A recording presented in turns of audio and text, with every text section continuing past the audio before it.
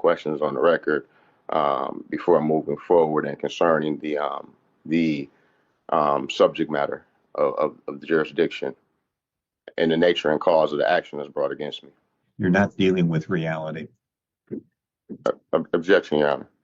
You can object all day long, but the bottom line is that what you are alleged with doing is a crime, and you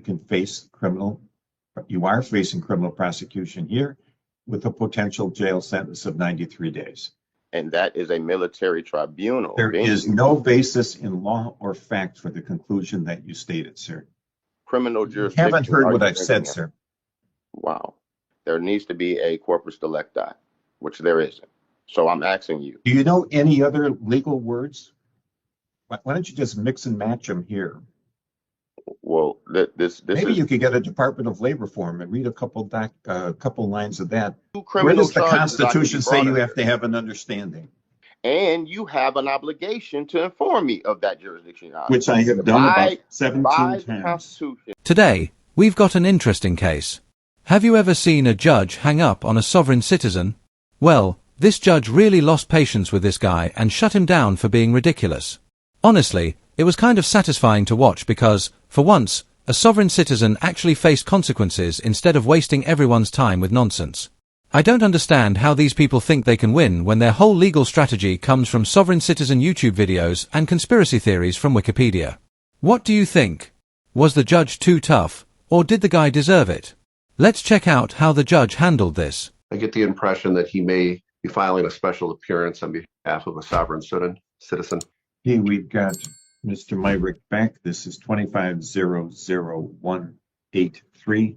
People of the City of Berkeley versus Kamash Daku Myrick. Magistrate, I'm just going to acknowledge my presence for the record. Patrick Ejecting. I'm here as appointed counsel on behalf of the arraignment docket this morning. I did speak to Mr. Myrick in private. I did explain to him he does have the right to counsel. I explained to him, obviously, that right. He's indicated to me unequivocally that he does not want counsel. Mr. Myrick, is that a fair statement? That is a fair statement. So with that said, I'm here and present, but with that, I believe Mr. Myrick will address the court on his own behalf. Mr. Myrick, you have the right to decline counsel. You also have the right to change your mind. If you do, just notify the court. Yes, sir. You've been charged in this citation that was issued on the 22nd day of January at about 5:58 in the morning with driving in the city of Berkeley on Henley near Franklin Street while your license to do so was suspended. Driving on a suspended license is a crime for which you could be incarcerated up to 93 days and or fined $500. You have a right to a trial. Trial can be before a judge or a jury. You can act as your own attorney or you can be represented by counsel. If you cannot afford to retain your own attorney, an attorney can be appointed for you. You'd have the right to confront and cross-examine the witnesses against you. You'd have the right to testify yourself or not to testify. In the event that you choose not to testify, your silence cannot be used against you. You have the right to be presumed innocent until you're proven guilty beyond a reasonable doubt. The court's going to enter a plea of not guilty on your behalf. No, sir. I don't even understand the charges here. The charge is driving a car on the streets of the city of Berkeley while you're not licensed. You're suspended. That's the allegation. Well, I totally understand, and I would love to plead, Your Honor. But before I have some questions on the record, before moving forward and concerning the subject matter of the jurisdiction and the nature and cause of the action that's brought against me. Did this guy really just say he wants to take a plea and claims to be a sovereign citizen? Come on, pick a side. I don't know what kind of guide he followed, but this doesn't make any sense. Sovereign citizens usually argue that the government has no power, the judge is just a corporate agent, or even that the flag in the courtroom is wrong. But now, he suddenly wants to enter a plea. Doesn't he realize that pleading guilty means accepting the court's authority? That's like saying, I don't believe in gravity, then tripping over your own shoelaces. It doesn't add up. Have you ever seen a sovereign citizen actually take a plea? Because I sure haven't. The nature of the cause brought against you is a criminal charge Okay. alleging that you were operating a motor vehicle on the streets of the city of Berkeley while your driver's license was suspended by the Michigan Secretary of State. That is the nature of the charges brought against you. Thank you, Your Honor. For the record, are you saying that these are criminal charges? Yeah. Okay, Your Honor. Further, that brings a little bit more confusion for me because under the Constitution, there are two criminal jurisdictions. One is under the common law, and the other one is under admiralty, and that's a military tribunal venue. And under Article 1, Section 8, Clause 17. Which one of these criminal jurisdictions am I being brought on charges under? Mr. Myrick, your perception as to the nature of the Constitution and its implications is grossly distorted. You're not dealing with reality. Objection, Your Honor. You can object all day long, but the bottom line is that what you are alleged with doing is a crime, and you are facing criminal prosecution here with a potential jail sentence of 93 days. Now, this isn't complicated. If you want to come up with words that don't make sense, keep talking. But the bottom line is that there's no correlation with what's going on here and admiralty law whatsoever. And the common law is a civil concept. We have statutes in the state of Michigan, as do all 50 of the states. The federal courts have statutes, and common law is a civil thing. There's no common law crimes. Exactly. So you ruled out the common law, Your Honor. So the other criminal jurisdiction that I can be brought in charges under is under admiralty, and that is a military tribunal. There is no basis in law or fact for the conclusion that you stated, sir. Your Honor, you need said a that lawyer. I'm under a criminal. This is a criminal charge, correct? Yeah. So which of the two criminal jurisdictions? You haven't heard what I've said, sir. This is not a matter of having the two choices that you have spoken to. Wow. You are misreading the Constitution of the United States, the Constitution of the state of Michigan, and the statutes that are brought against you here. There's nothing to do with admiralty. You weren't in a boat. Well, Your Honor, you two have a sworn oath of office, correct? After watching way too many sovereign citizen videos, I can honestly say their main tactic is just going in circles until the judge gives up or they end up in jail for contempt. It's like watching someone argue with a GPS. No matter how many times they say, "I don't consent," they're still headed straight to jail. And now this guy is asking the judge if he uphold his oath. What does he think is going to happen? Is the judge going to have an existential crisis and just let him go? Oh no, you got me. Case dismissed. Yeah, that's not how this works.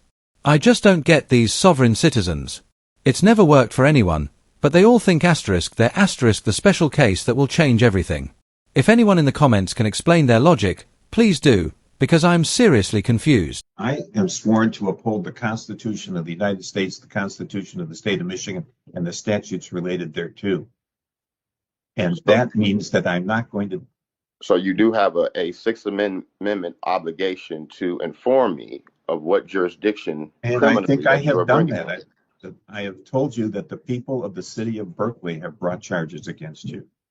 Well, Your Honor, the people is not a person. If I'm being brought up under criminal charges, there needs to be a corpus delicti, which there isn't. So I'm asking you. Do you know any other legal words? Why don't you just mix and match them here? Well, this maybe you could get a Department of Labor form and read a couple lines of that into this record too. Or maybe you'd like to deal with the probate code. But the reality, sir, is that you've been charged with a city ordinance violation. It's clear what the ordinance says. It's clear what you've been charged with. You have a You're, right to be presumed innocent, and you have a right to a trial. We're going to set this for a pre-trial before the trial. You'll be notified by mail. Do you still live on Mendota? I do, but I have What is not your phone I number? have I'm not issued a plea, Your Honor. I have entered a plea of not guilty on your behalf. I object, What Your is Honor. your So you phone number, cannot sir? enter a plea. I have not Oh, yeah, I entered a can. plea. I just did. Your Honor. What is I your phone object. number? There is no plea that you can put in enter in because I didn't voluntarily enter in the plea, Your Honor. I'm asking you, Your Honor, You want me what to enter a plea of jurisdiction guilty? under the two jurisdictions that I'm There's being not two charged under? jurisdictions. I There's don't know only how two you've been jurisdictions misled that to I can be believe charged that under there under are. the No, Constitution, that's Your Honor. Mr. Myrick. That's what your conclusion that there's only two jurisdictions here is absolutely without merit in Your Honor, fact you said or that this is law. a criminal charge. I'm asking you, Your Honor. I'm asking you what your phone number is. Let's get down to basics here. You're making this very hard on yourself. Your Honor, I What's have your the phone right number? to assert my right, Your Honor, and What I am is your asking phone you, number? Your Honor, What is your what phone number? my phone number, Your Honor, is. Yes, I'd like to know it. Your Honor, we haven't even established what jurisdiction we're in. I have established that. I told you it's the people of the city of Berkeley that brought the charges against you. Your You Honor, said that three times now. you stated on the record that these were criminal charges, Your Honor. I need to have Correct. an understanding. By the Constitution, Your Honor, there are only two Where criminal does the charges that I can be Constitution say brought you under. have to have an understanding? Say again, Your Honor. Where does the Constitution say you have to have an understanding? By the Sixth Amendment, Your Honor. The Sixth Amendment says you have the to right understand. The Sixth Amendment can't make you understand if you're being unreasonable. But, Your Honor, I have the right to understand what jurisdiction that I'm being brought under, and you have an obligation to inform me of that jurisdiction, Your Honor. Which I have done about 17 by the times. Constitution, under Article 1, Section 8, Clause 17, Your Honor. Mr. Myrick, your bond is $1,000 cash or surety. It must be paid within 48 hours or there'll be a warrant issued for your arrest. Your Honor. That's done. We're through. Good luck. Your Honor. Get your own lawyer. Your Honor, you have not given me a jurisdiction, Your Honor. I've given you a jurisdiction 4 times. I'm not going to waste any Your more Honor. time.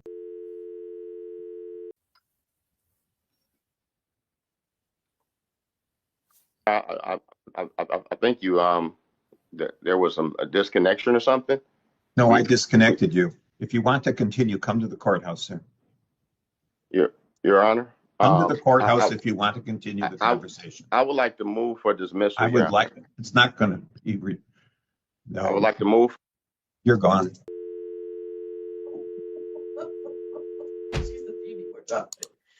Oh my God. Oh, we're recording magistrate. Finally, a judge who isn't playing along with the sovereign citizen nonsense. It was so refreshing to watch. More judges should take notes because too many let these guys waste everyone's time. But this judge, he hung up on this guy twice. Total legend. I had to pause the video just to take it all in because I've never seen a sovereign citizen get shut down like that. This guy thought he could outsmart the legal system, only to be completely ignored. It was priceless. I almost felt bad for him, but then I remembered, he did this to himself. Now, I'm curious if he's going to try some crazy move to get the case dismissed. You just no is going to complain about the judge being biased or too emotional. These guys love playing the victim when their fake legal theories fall apart.